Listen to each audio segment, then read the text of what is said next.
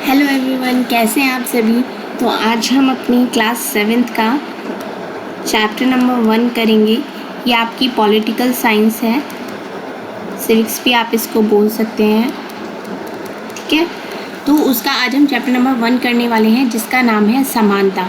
Class 6 की polity आपकी complete हो चुकी है, उसका लिंक मैं डिस्क्रिप्शन में आपको दे दूँगी, तो वहाँ से आप सारी वीडियोस को देखकर अपना रिवीजन कर सकते हैं। जैसे कि आपको पता है कि जुलाई के फर्स्ट वीक में ही आपका सीटेट का एग्ज़ाम है, तो आपके पास अभी देखा जाए तो सिर्फ 2 मंथ्स हैं, मई और जून।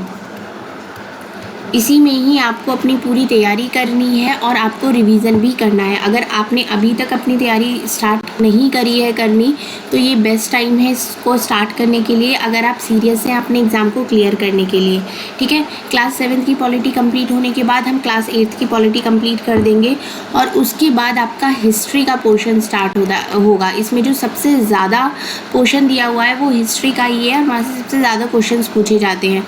तो इसके बाद हम अपना हिस्ट्री स्टार्ट करेंगे। तो आज का जो आपका चैप्टर बनता है वो है समानता, कि भारतीय लोकतंत्र में समानता क्या होती है। समानता क्या होती है, समानता से आप क्या समझते हैं, ठीक है।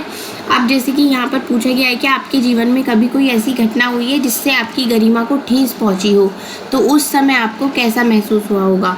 तो यही सारी चीज़ है। अगर हम बात करते हैं समानता की, तो समानता क्या होती है। जैसे कि भारतीय संविधान में सभी व्यक्ति को समान मानता है। भारत का जो संविधान है उसकी नज़र में हर व्यक्ति समान है, चाहे वो देश का पुरुष हो, चाहे वो स्त्री हो, चाहे वो किसी भी धर्म, जाति, शैक्षिक, आर्थिक पृष्ठभूमि से संबंध रखते हो, सभी को समान समझा गया है। लेकिन समान समझने का मतलब ये नहीं है कि जो असमानता है वो खत्म हो गई है, खत्म नहीं हुई है, लेकिन कम से कम संविधान में सभी व्यक्तियों के समानता के सिद्धांत को मान्य किया गया है। मतलब जैसे कि पहले होता था, ऊंच नीच की बातें होती थी, जाति के लिए होता कि भाई आप नीची जाति के हो, ऊंची जाति के लोग, ऐसा समझते थे। लेकिन आज की डेट में ऐसा कुछ भी नहीं है। संविधान की दृष्टि से हर कोई व्यक्ति समान है, चाहे वो कोई काम करने वाला है, चाहे कोई वो देश का राष्ट्रपति ही क्यों ना हो, ठीक है।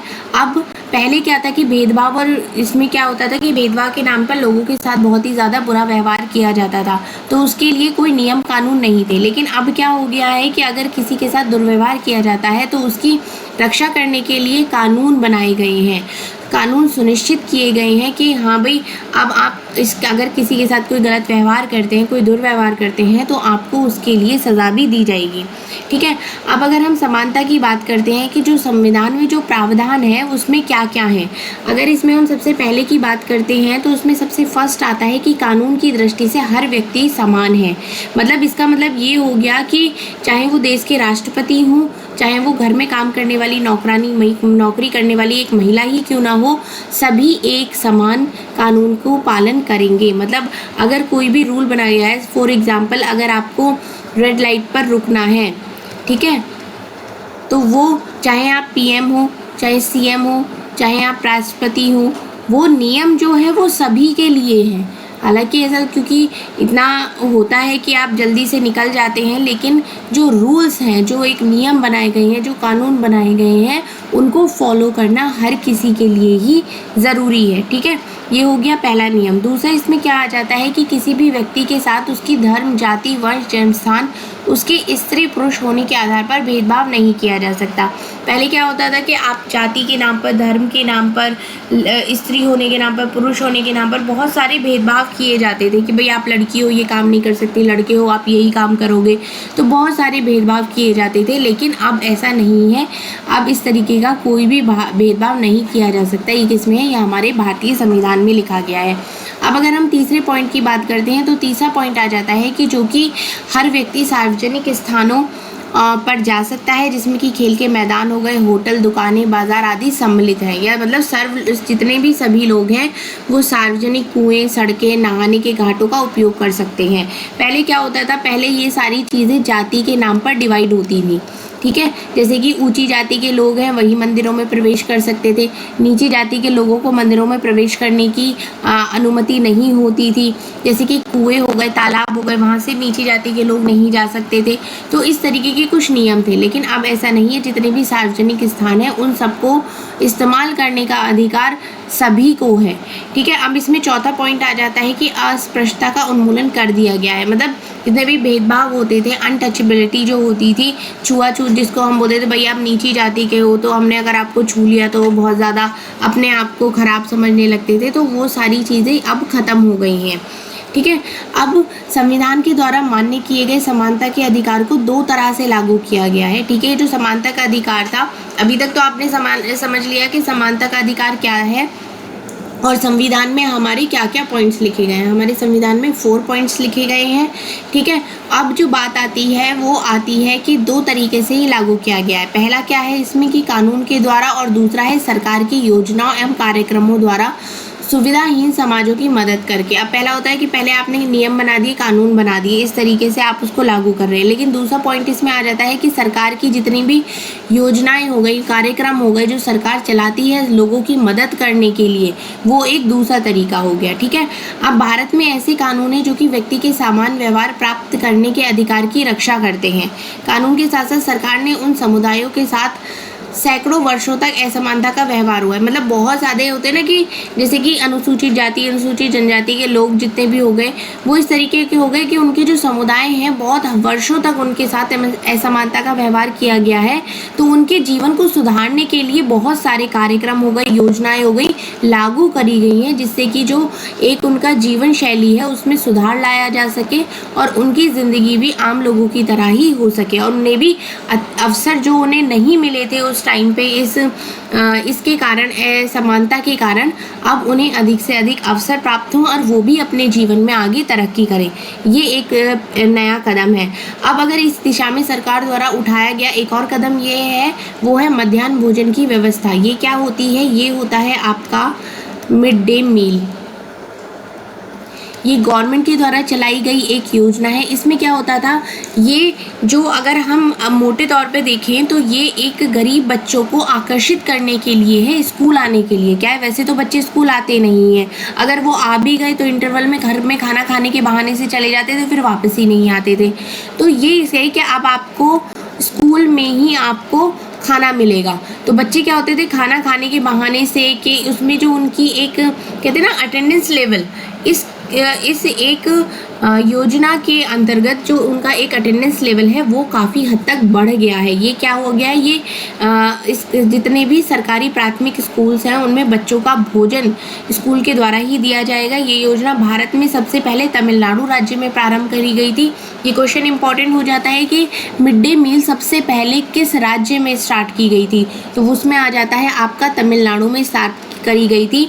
और जो उच्चतम न्यायालय है उसने भी ऑर्डर्स दिए थे कि विदिन 6 मंथ्स इसको इम्प्लीमेंट किया जाए, क्योंकि क्या होता है कि कोई भी नियम कानून बन गया लेकिन उसको इम्प्लीमेंट करने में बहुत ज़्यादा समय निकल जाता है, कई साल लग जाते हैं उस योजना को लागू होने में।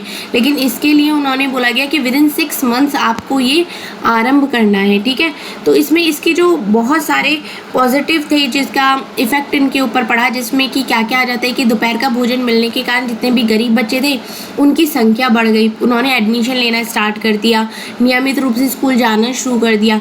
अब जो टीचर्स थे वहाँ के वो बताते थे कि पहले बच्चे अपना इंटरवल में गए घर खाना खाने के लिए, उसके बाद वो वापस ही नहीं आते थे। अब जैसे कि उनको दोपहर का भोजन मिलने लगा है तो उनकी जो उपस्थिति है, उनकी अटेंडेंस में बहुत ज़्यादा इम्प्रूवमेंट हुई है। पहले जो मदर्स थी वो अपना काम छोड़कर आती थी दोपहर को बच्चों का खाना खिलाने के लिए, उन्हें भी अब ऐसा नहीं करना पड़ता है। तो इस कार्यक्रम से क्या हुआ है कि जो जातिगत पूर्वाग्रहों को कम करने में भी सहायता मिली है। एक और इसमें पॉइंट बहुत इंपॉर्टेंट आ जाता है जो कि यहाँ पर समझाया गया है, जातिगत पूर्वाग्रह। ये क्या होता है, पहले क्या होता था कि अलग अलग जाति के बच्चे हैं, अलग भाई ऊंची जाति के बच्चे हो गए, नीची जाति के बच्चे हो गए। अब क्या है, अब स्कूल में सबको समान रूप से खाना मिलेगा। तो यहाँ पर चाहे कोई ऊंची जाति का है, चाहे नीची जाति का है, चाहे कोई कैसा भी है, सारे बच्चे एक साथ बैठकर ही खाना खाएंगे। ठीक है, समझ में आ गया। तो कुछ स्थानों पर भोजन पकाने के लिए दलित महिलाओं को भी काम पर रखा गया है। मध्याह्न भोजन कार्यक्रम में निर्धन विद्यार्थियों की भूख मिटाने में भी सहायता करी है। जो पहले क्या होता था, खाली पेट बच्चे स्कूल आ जाते थे और वो क्या होता है अपनी पढ़ाई पर ध्यान ही नहीं केंद्रित कर पाते थे। तो इससे क्या हुआ, अब क्या है, अब उनका पेट भरा रहता है तो वो अपना अच्छे से फोकस भी कर पाते हैं।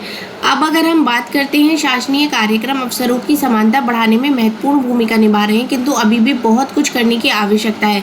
ये तो सिर्फ एक स्टेप है कि आपने मिड डे मील कार्यक्रम गरीब बच्चों के लिए उनकी उपस्थिति उन्होंने स्कूल में बढ़ा दी, लेकिन अगर हम अमीरों की बात करते हैं, अमीर के बच्चे जाते हैं उन स्कूलों से बहुत अलग है जहाँ गरीब के बच्चे पढ़ते हैं।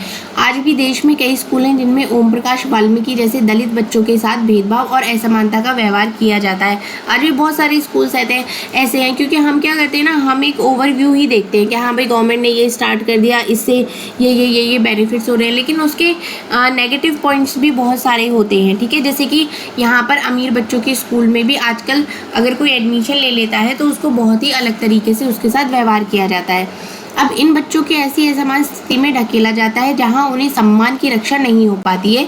ऐसा इसलिए क्योंकि कानून बन जाने के बाद भी लोग उन्हें समान समझने से इनकार कर देते हैं। अब गवर्नमेंट चाहे कितने ही कानून बना ले, भाई अगर किसी को कोई चीज़ समझनी ही नहीं है तो वो तो समझेगा ही नहीं, तो ये वाली चीज़ इसमें आ जाती है। अब बात आती है कि जो दृष्टिकोण है उसमें धीरे धीरे परिवर्तन आता है। एक साथ किसी का आप दृष्टिकोण नहीं चेंज कर सकते, टाइम के साथ धीरे धीरे ही उसमें परिवर्तन आता है। जैसे कि लोग जानते हैं कि भेदभाव का व्यवहार कानून के विरुद्ध है, फिर भी वे जाति, धर्म, अपंगता, आर्थिक स्थिति और महिला होने के आधार पर लोगों से असमानता का व्यवहार करते हैं। अगर हम वर्तमान दृष्टिकोण को बदलना तभी संभव है जब लोग यह विश्वास करने लगे कि कोई भी कमतर नहीं है, हर व्यक्ति सम्मानजनक व्यवहार का अधिकारी है। मतलब चाहे कोई भी व्यक्ति है, हर किसी का एक अपना टैलेंट है, आप उसको जज नहीं कर सकते कि भैया आप नीची जाति के हो, आपको कुछ नहीं आता। कुछ लोग ऐसे होते हैं कि उनके काम में इतना हुनर होता है कि आप देख के दंग रह जाओ कि भाई आप इतना बढ़िया काम करते हो, हमें तो ये आता ही नहीं था, हमने तो सोचा ही नहीं कभी। तो कभी भी किसी भी व्यक्ति को कम नहीं आंकना चाहिए, क्या पता कौन सी उसकी क्वालिटी उसको बड़ा बना दे। ठीक है, तो उसको सम्मान मिलने का, चाहे कोई एक कंपनी में कोई प्योन की नौकरी कर रहा है, चपरासी की नौकरी कर रहा है, उसका भी उतना ही सम्मान मिलना चाहिए जितना कि उस कंपनी के मैनेजर को या सीईओ को मिलता है। ठीक है, अब प्रजातंत्रीय समाज में समानता स्थापित करने का एक सतत संघर्ष है जिसमें व्यक्ति और विभिन्न समाजों को सहयोग देना होता है। इसमें जो कमिंग चैप्टर्स है उनमें आप ये सब डिटेल में पढ़ेंगे। अब यहाँ पर कुछ आ जाता है कि अन्य लोकतंत्रों में समानता के मुद्दे, यहाँ पर कुछ बताया गया है स्टोरी के किस तरीके से असमानता का प्रभाव अलग अलग कंट्रीज़ में भी बहुत हुआ है। जैसे कि शायद आप सोच रहे होंगे क्या भारतीय लोकतंत्र ही ऐसा है जहाँ असमानता का अस्तित्व है और जहाँ समानता के लिए संघर्ष जारी है? तो ऐसा नहीं है, संसार में और भी बहुत सारे लोकतंत्रीय देशों में समानता के मुद्दों पर विशेष रूप से संघर्ष हो रहे हैं। जैसे कि फॉर एग्जाम्पल आप देख सकते हैं कि संयुक्त राज्य अमेरिका में अफ्रीकी अमेरिकन लोग जिनके पूर्वज गुलाम थे और अफ्रीका से लाए गए थे, वे आज भी अपने जीवन को मुख्य रूप से असमान बताते हैं। अब यहाँ पर एक बताया गया है कि 1950 के अंतिम दशक में अफ्रीकी अमेरिकनों को समान अधिकार दिलाने के लिए आंदोलन हुआ था। इससे पहले अफ्रीकी अमेरिकनों के साथ संयुक्त राज्य में बहुत असमानता का व्यवहार होता था और कानून भी उन्हें समान नहीं मानता था। जैसे कि बस से यात्रा करते समय उन्हें बस में पीछे बैठना पड़ता था। मतलब अगर कोई भी गोरा आदमी बैठना चाहे तो उसे अपनी सीट से उठ जाना पड़ता था। सपोज आप बैठे हो सीट पे और कोई गोरा आदमी आ गया तो आपको अपनी सीट से उठना पड़ेगा। तो ये एक रोज़ा पार्क्स थी, एक अफ्रीकी अमेरिकन महिला थी। दिसंबर में 1955 को दिन भर के काम करके वो थक जाने के बाद वो एक सीट पर बैठ गई और जैसे ही कोई गोरा व्यक्ति आया तो उन्होंने सीट देने से मना कर दिया। तो इससे क्या हुआ, असमानता को लेकर एक विशाल आंदोलन प्रारंभ हो गया जो कि नागरिक अधिकार आंदोलन, सिविल राइट्स मूवमेंट कहलाया गया। अब 1964 के नागरिक अधिकार अधिनियम ने नस्ल, धर्म और राष्ट्रीय मूल के आधार पर भेदभाव का निषेध कर दिया। इससे यह भी कहा गया कि अफ्रीकी अमेरिकन बच्चों के लिए सब स्कूलों के दरवाजे खोले जाएंगे और उन्हें उन स्कूलों में नहीं जाना पड़ेगा जो विशेष रूप से केवल उन्हीं के लिए खोले गए थे। मतलब सबके लिए एक इक्वल अब वो स्कूल में जा सकते हैं। अब जब इतना हो गया तो उसके अधिकांश अफ्रीकी अमेरिकन गरीब हैं। अधिकतर अफ्रीकी अमेरिकन बच्चे केवल ऐसे सरकारी स्कूल में प्रवेश लेने के लिए सामर्थ्य रखते हैं जहाँ कम सुविधाएं हैं और कम योग्यता वाले शिक्षक हैं, और जिसमें कि गोरे विद्यार्थी होते हैं वो प्राइवेट स्कूल्स में जाते हैं, उन क्षेत्रों में रहते हैं जहाँ के सरकारी स्कूलों का जो स्तर है वो उससे कहीं ज़्यादा ऊंचा है। अगर हम बात करते हैं भारत के संविधान के अनुच्छेद 15 में आर्टिकल 15 में क्या क्या लिखा गया है, जैसे कि धर्म, मूल, वंश, जाति, लिंग, जन्मस्थान के आधार पर भेदभाव का प्रतिषेध सॉरी, यहाँ पर आपसे ये पूछा जा सकता है क्वेश्चन कि आर्टिकल जो ये समानता वाला अधिकार है या भेदभाव के लिए अगर ये चीज़ है, या सपोज अगर यही लाइन आपसे पूछ ली कि राज्य किसी नागरिक के विरुद्ध केवल धर्म, मूलवंश, जाति, लिंग, जन्मस्थान या इनमें से किसी के आधार पर कोई भेदभाव नहीं करेगा, ये कौन से आर्टिकल में दिया गया है, संविधान के कौन से आर्टिकल में लिखा गया है, तो ये आप लिखेंगे, ये आपका आ जाता है आर्टिकल 15 में। ठीक है, अब इसमें सेकंड पॉइंट आ जाता है कि कोई भी नागरिक केवल धर्म, मूलवंश, जाति, लिंग, जन्म स्थान पर या इनमें से किसी के आधार पर दुकान, सार्वजनिक भोजनालय हो गए, होटल हो गए, मनोरंजन के स्थानों में प्रवेश या हो गया, अब इन सब में जा सकता है, सभी को यहाँ पर प्रवेश लेने के लिए अनुमति है, जैसे कि कुएं हो गए, तालाब हो गए, स्नान घाट हो गए, सड़क हो गए, सार्वजनिक समागम के स्थान का उपयोग हर कोई कर सकता है। ठीक है, तो ये किस में लिखा गया है, ये आर्टिकल 15 में दिया गया है। अब अगर हम बात करते हैं लोकतंत्र की चुनौती की, तो किसी भी देश को पूरी तरीके से लोकतंत्रीय नहीं कहा जा सकता। हमेशा से ऐसे समुदाय और व्यक्ति होते हैं जो लोकतंत्र को नए अर्थ देते हैं और अधिक से अधिक समानता लाने के लिए नए नए सवाल उठाते हैं। इसके केंद्र में वह संघर्ष है जो सब व्यक्तियों को समानता और सम्मान दिलाने का पक्षधर है। मतलब इस पूरी बुक में आगे आप इसी चीज़ के बारे में पढ़ेंगे कि व्यक्तियों की समानता और उनके आत्मसम्मान को ऊंचा रखने की भावना को लोग स्वीकार कर रहे हैं या नहीं। तो इस चैप्टर में आपको बहुत अच्छे से समझ में आ गया होगा कि समानता क्या होती है, और इसमें कई सारे पॉइंट्स हैं, जैसे कि मैंने आपको बताया आर्टिकल से रिलेटेड है।